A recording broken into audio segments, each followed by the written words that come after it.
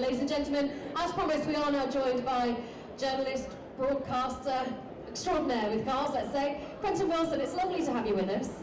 Lovely to be here. Second day, Gemma. It is. Yeah. Well, since we met yesterday, before we talk about Lister, which is what we're here to talk about, have you had a chance to look around the show? Yes, I've even gone to the auto jumble with all the lovely, dirty, rusty, grimy bits, and it's absolutely great. And what's lovely about this show, it is so authentic, and you can go and touch these fabulously historic cars, and nobody's sort of saying, you know, you can't, and no red exclusive ropes around them. It's one of the last car shows that is really, really accessible. And I can see from all these passionate faces out there that you obviously love it. And I came here today in my old Rolls-Royce Corniche convertible, old 74 car. It's out there, and I think it's really important that, you know, you drive these cars regularly, you come to these shows, and you enjoy this hobby. Well, of course, for you, this is your lifestyle, isn't it? The cars and being involved in British heritage of motorsport and motor cars as well, and being able to celebrate that time and continue to help it to grow and to help the youngsters in our world to continue to develop a passion for classic cars and historic cars. And I know you're now involved with Lister, who are involved in recreating or rebuilding, isn't it, the Nobby?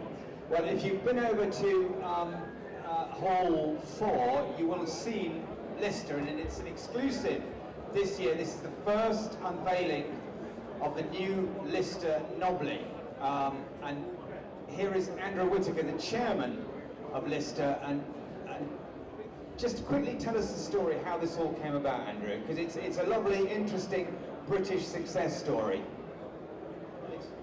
It goes back about 2 years when my wife, who's standing over there, gave me permission to build a small collection of rare classic cars.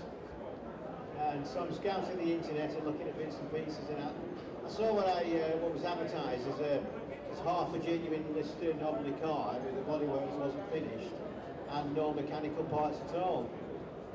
I thought that would make a good collector's piece. And those of you that know anything about Lister cars will realise that this probably wasn't an original car, but or at least half of them. But I didn't know any better, and I bought the car, and then very quickly found out it probably wasn't an original car. But then on my travels, I tried to find genuine Lister cars. I ended up at the Lister factory in Cambridge, which have been in business since 1890, and when I asked them to make me some Lister parts and hubs and brake parts, they said their hands were tied because they no longer owned all the intellectual property rights to manufacture the different bits and pieces. Notwithstanding the fact that lots of people around the country were making copies of Lister cars, the original factory wasn't doing anything.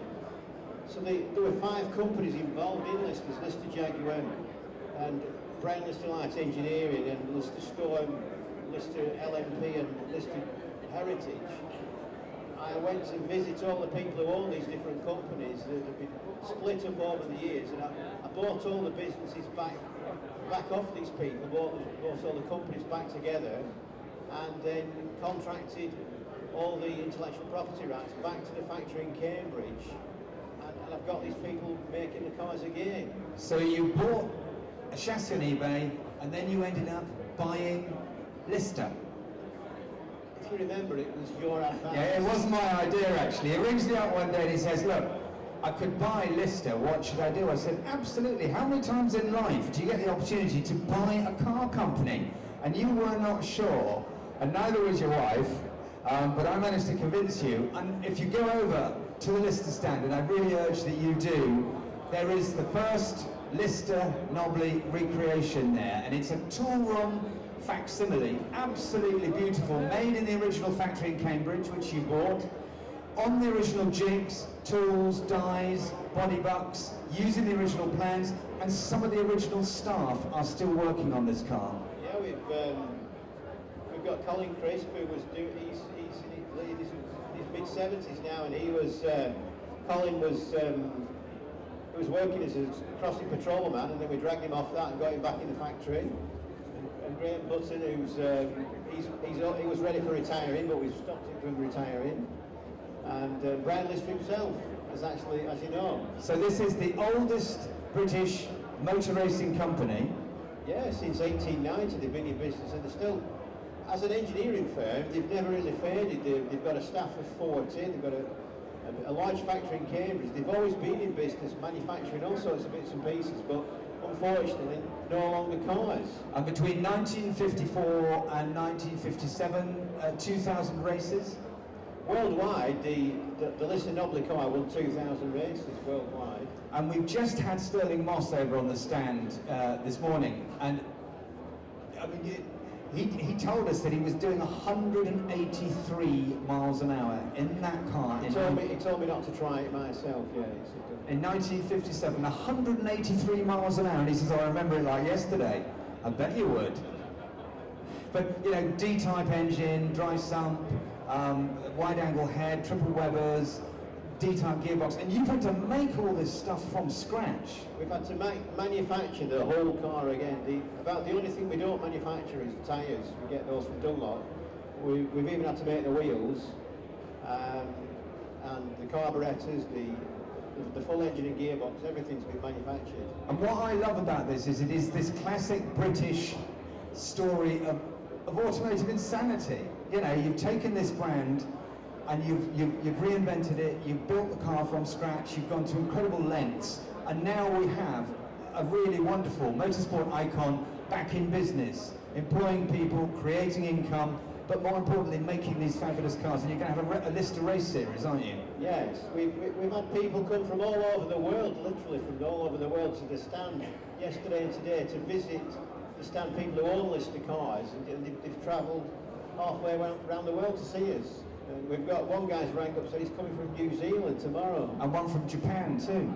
And it's amazing. I've just been speaking to a gentleman from Italy. So it's great, and we should never let these car brands disappear. And it's just because you're not sure whether you're ever going to make any money out of it, are you? I thought you said we were. I think you may. I think in the long term, but it is a labour of love. Quentin, that's the most important thing. Quentin bought a couple of cars, we'll be doing better. And that's it. You've got to keep these things going, and to rescue something like this is absolutely wonderful. So, you know, I know you're all enthusiasts out there. So could we have a bit of appreciation for the man who saved Lister, Andrew Whittaker? Come on, give him a round of applause.